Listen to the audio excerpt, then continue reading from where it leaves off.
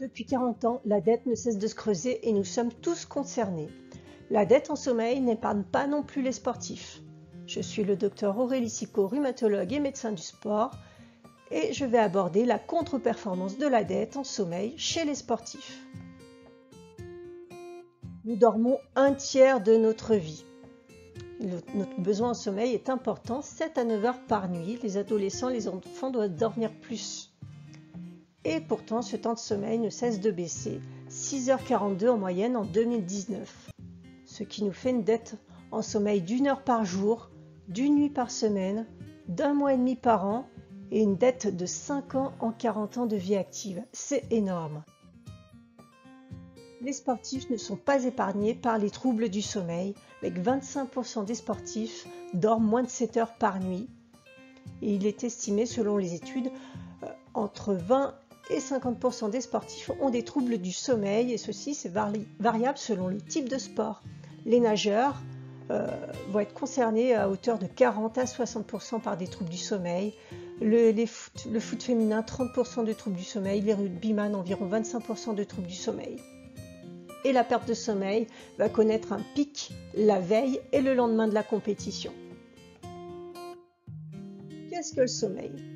Le sommeil, c'est une succession de cycles qui commencent tout d'abord par l'endormissement, entre 5 et 15 minutes jusqu'à 30 minutes. Au-delà de 30 minutes, il va y avoir des troubles de l'endormissement. Viendra ensuite le sommeil lent très léger, le sommeil lent léger, le sommeil lent profond, le sommeil lent très profond, puis le sommeil paradoxal, et on va repartir sur un autre cycle. Un cycle, ça dure entre 1h30 et 2h, et on va faire 4 à 6 cycles par nuit. On dit généralement que le sommeil lent intervient pour le repos physique somatique et que le sommeil paradoxal est plus pour le repos psychique. En réalité, c'est beaucoup plus complexe que ça. Et nous sommes tous différents par rapport à ces cycles de sommeil en raison de notre génétique. Il existe des chronotypes différents avec des gros dormeurs, des petits dormeurs, des bons, des mauvais dormeurs, des personnes plutôt du matin ou plutôt du soir. Et ça, il va être difficile de s'adapter et de modifier tout ça. À quoi ça sert de dormir ? Pourquoi dormir ? Tout d'abord pour l'équilibre cérébral, l'homéostasie synaptique qui intervient dans la mémoire et dans l'apprentissage, dans les apprentissages intellectuels, mouvement, proprioception et dans l'éveil. Utilité du sommeil pour les fonctions énergétiques et métaboliques, permettant ainsi la production d'hormones pour la croissance ou la réparation tissulaire comme la réparation musculaire.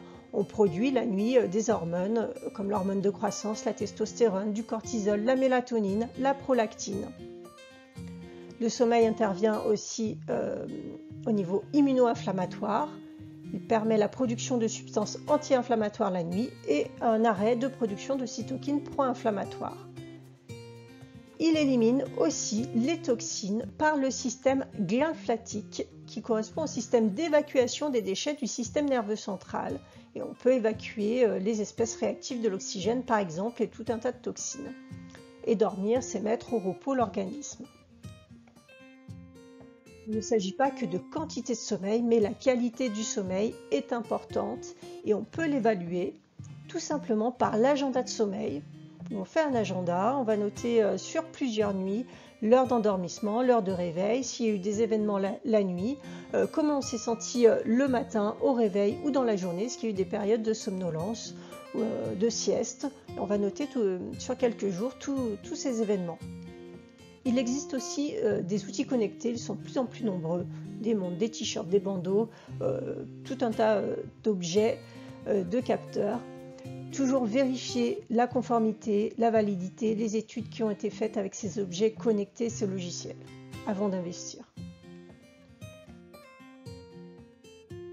Quelles sont les causes des troubles de sommeil ? Pourquoi est-ce qu'on dort moins et moins bien chez les sportifs ? Tout d'abord, le rythme circadien qui va être altéré avec les décalages horaires, des compétitions en soirée, des changements d'habitude, des voyages, des compétitions lointaines, fréquentes. L'utilisation d'objets connectés, avec l'exposition à la lumière, les écrans, les réseaux sociaux, des informations qu'on va lire tard le soir. La caféine, la consommation de caféine va faire perdre 1h30 de sommeil chez un buveur de café par rapport à quelqu'un qui ne boit pas de café. J'entends par buveur de café quelqu'un qui va boire 3 expressos par jour. Ça va faire environ 300 mg de caféine par jour. Il suffit qu'il y ait de la caféine dans différents compléments alimentaires pour vraiment dépasser cette dose. Et donc on va perdre beaucoup en sommeil, 1h30 de sommeil par nuit, plus une perte de qualité de sommeil. La nutrition, avec les hautes doses de protéines, surtout le soir, vont induire des troubles du sommeil. L'anxiété, le stress, les blessures, la douleur, la charge d'entraînement, avec une surcharge d'entraînement, surtout quand on arrive en période en phase 3, en affûtage, juste avant les compétitions, la température centrale.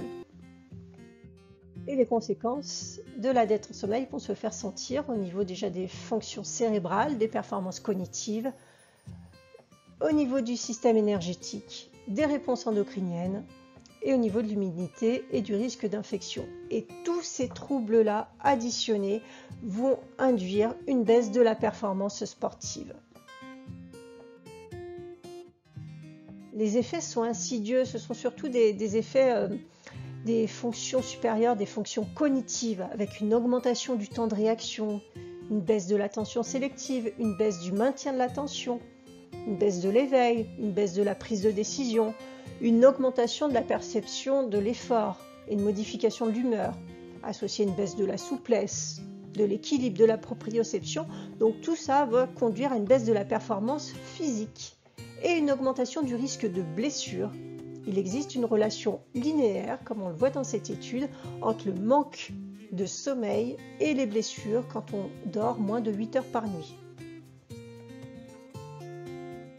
Autre conséquence, donc toujours sur la blessure physique, ça va être lié à une augmentation du risque de lésions musculaires et articulaires par baisse de la proprioception, une baisse de la vigilance, une augmentation de la douleur et un retard de cicatrisation par baisse des hormones anabolisantes de la cicatrisation, comme l'hormone de croissance, l'IGF-1, qui sont sécrétées la nuit, l'augmentation des cytokines pro-inflammatoires.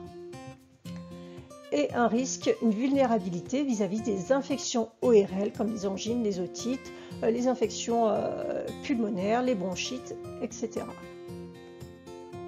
Donc, dette en sommeil égale baisse de la performance en raison de l'altération des performances cognitives, physiques, de l'altération des réponses immuno-inflammatoires et métaboliques, mais aussi de l'augmentation du risque de blessure, le retard de cicatrisation, l'augmentation du risque d'infection.